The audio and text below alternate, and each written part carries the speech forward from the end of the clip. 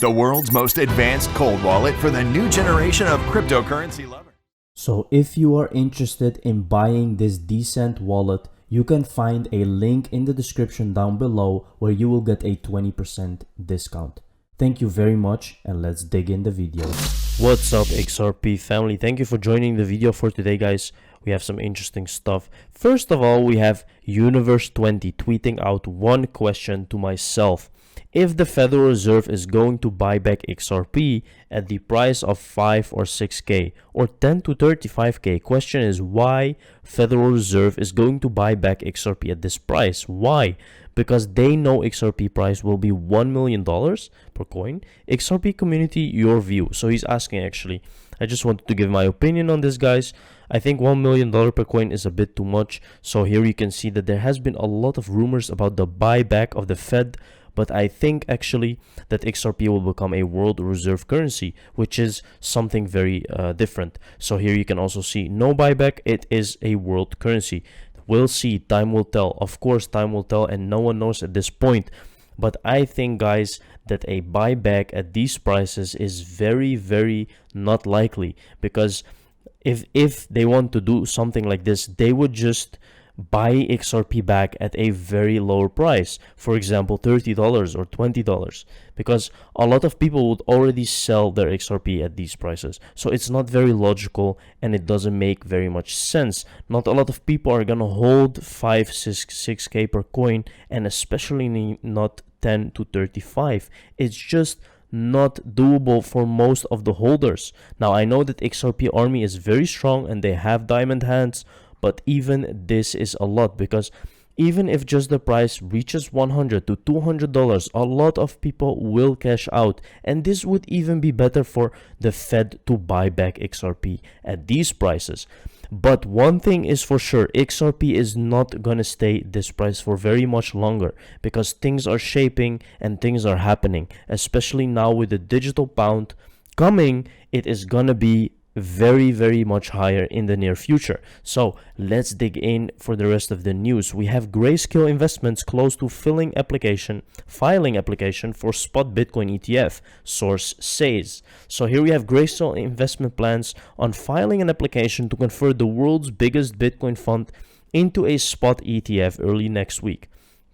Now, actually, Grayscale is behind also Ethereum and investing in Ethereum. And this is why, guys, the free passes are happening. It is for these big monopolies to keep going and making money, huge amounts of money. Grayscale has a significant chunk of the world's Bitcoin holdings in storage for its trust, known by the GBTC ticker. GBTC had 38.7 billion in assets under management as of Friday. You can see, guys, they have a lot of these assets because they know the future of these things. Grayscale's move could be an attempt to force the SEC's hand. If they are comfortable with Bitcoin futures, regulators should also be comfortable with the underlying market. The thinking goes according to the source. Of course, the SEC should still choose to delay or reject the Grayscale application, which I think they will not, because they will get money for that. So it will be easy. As someone who's been deeply ingrained in the software, so let's take a look, guys, at the debunking XRP Ledger misconceptions. And here's my favorite one. XRP Ledger is centralized. This is a myth, guys. The truth is that the XRP Ledger is decentralized. Let's take a look. Based on my experience as a developer, on my conversations with fellow devs, this is perhaps the most rampant falsehood, and here's why. In a centralized blockchain, a single authority governs the entire network, controls validation, controls updates to the ledger, and creates a single point of failure, which theoretically leaves the entire network vulnerable to an attack. Now, the truth. XRP Ledger is decentralized. The XRPL delivers powerful utility to developers on a public decentralized blockchain. Validation occurs via a consensus process where independent nodes are managed by a wide range of participants, not by a singular controlling entity. Amendments to the XRPL can be proposed by any participant and require 80% quorum approval for 2 consecutive weeks by the validator community, and once confirmed, transactions cannot be reversed or altered. These are all hallmarks of decentralized ledgers. If there's one takeaway I want you to remember, it's this: Ripple is a contributor to the network, but only one contributor among many. As of writing, Ripple run around 5% of approximately 900 nodes on the XRP ledger, and 6 of the approximately 150 validator nodes. Ripple follows the same protocols and its rights are the same as those of any other contributor. So there is so many people out there yelling, telling us that XRP is centralized. Look at this. This is the fact. These are facts, guys. Okay? So even if Ripple stopped running, it would still be running. Ripple, the company, is very different from XRP. So you have to understand that. It's very important.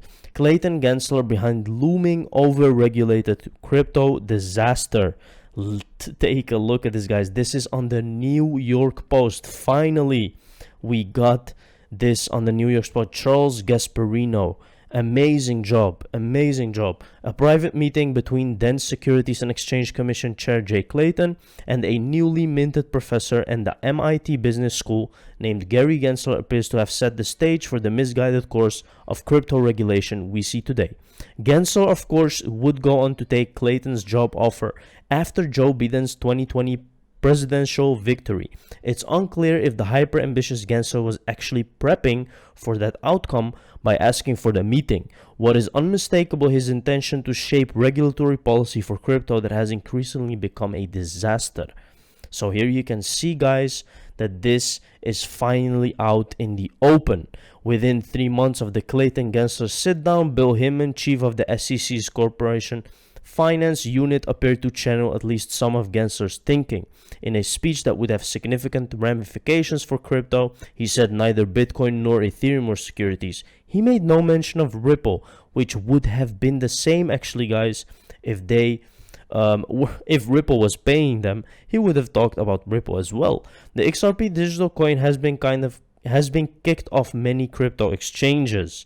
So finally, this is out in the open, and people will start seeing this, guys, and there will be one day a huge movie about this. My boy Riddles has it right. You guys doubt this man. Remember the 4th of November snapshot, 11:4. Tighten up, get some hits, gorgeous out, be free and happy, spend time with your family like Papi Trumpo says. Much love. 1013 Templars, 1031. So here you can see Mr. Poole dropped a magnificent series of multi-layer comms on 1013, starting at 11:4. We know 11:4 is 0 day when the clock runs out. Very interesting stuff, guys. Let's see what will happen on the 4th of November. So here we have Digital Pound Foundation. What an incredible week. We would like to say a huge thanks to our members and partners for supporting us in the launch. Now finally you can see Quant, Ripple, Electroneum, and then you have Avalanche. These are the cryptocurrencies that we know, but Ripple is playing a major role in this. Ripple has been working with England's central bank for a long time now, which is true. They have been in the works for many years. Starting tomorrow, check out the great lineup of speakers, DC FinTech Week, which we're hosting this year with all these people, guys. Take a look. That's Brett Garlinghouse, Gary Gensler. This is the Bank for International Settlements, guys. Why do you think that these people are there?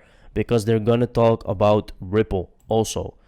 Facts, Frictions, Falsehoods addresses the most prevalent misconceptions surrounding the XRP in his latest blog news. This is the official tweet where they talk about debunking the misconceptions. 2017 tweet. IMO, XRP could be 1 mil per coin. That's when they will buy back all retail at price of 5, 6, 10 or 35k. So he's replying actually to something that David Schwartz said. It can't be dirt cheap. That doesn't make any sense. If XRP costs $1, they need a million XRP, which would cost $1 million. If XRP costs $1 million, they need 1 XRP, which would again cost $1 million. But this is just a tweet, guys. And also David Schwartz is messing around a lot with the community. So it doesn't mean XRP will reach 1 million, guys.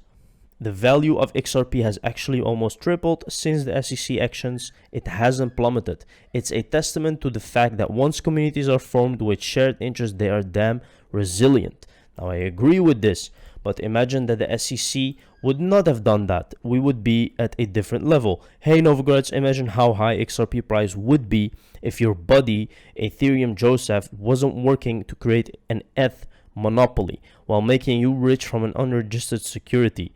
Now I really agree with that, because the SEC is really ramificating the Ripple XRP growth, which is not very good for us. But still, it's getting out in the open, and finally things are starting to happen. Thank you very much for watching this video, guys. See you in the next one.